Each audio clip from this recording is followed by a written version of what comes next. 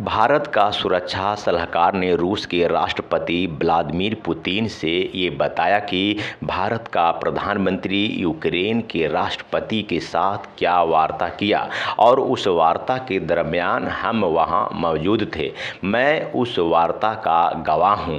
इस खबर की वीडियो रूसी समाचार एजेंसी स्पुतनिक ने जारी किया है। As Prime Minister told you during a telephone talk that he was keen to brief you about his visit to Ukraine and his meeting with दूसरे शब्दों में और सरल भाषा में समझें तो भारत का सुरक्षा सलाहकार ने रूस के साथ भारत और यूक्रेन के साथ हुआ निजी वार्ता को शेयर किया।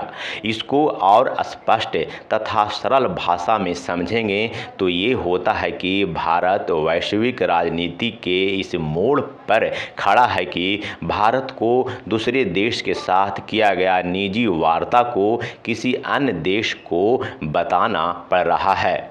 इसको इस प्रकार से भी समझा जा सकता है। रूस ने इसी साल भारत का पड़ोसी चीन से वार्ता किया है। चीन भारत का प्रतिद्वंदी है। चीन हमेशा से भारत पर हमले करने की साजिश रचता रहता है। इस हिसाब से भारत को चीन के हरकतों पर पैनी नज़र रखनी चाहिए। ये किस देश से क्या वार्ता करता है वो खबर भारत को होनी चाहिए। तो क्या उस वार्ता को रूस के सुरक्षा सलाहकार ने भारत के प्रधानमंत्री के साथ शेयर किया था?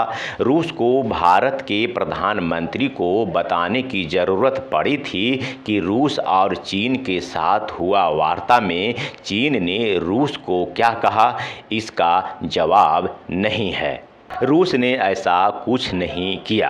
फिर भारत को ये क्या नौबत आ गई कि प्रधानमंत्री के यूक्रेन दौरा में भारत का प्रधानमंत्री यूक्रेन के राष्ट्रपति के साथ हुए वार्ता में क्या बात हुई उसको रूस के राष्ट्रपति को बताने पड़ रहे हैं। इसे भारत की एक नई राजनीति कह सकते हैं। इसको अपने सुविधा अनुसार नाम दे सकते हैं, लेकिन ये राजनीतिक क्या भारत के वैश्विक शक्ति पर सवाल खड़ा नहीं करता? As Prime Minister told you during a telephone talk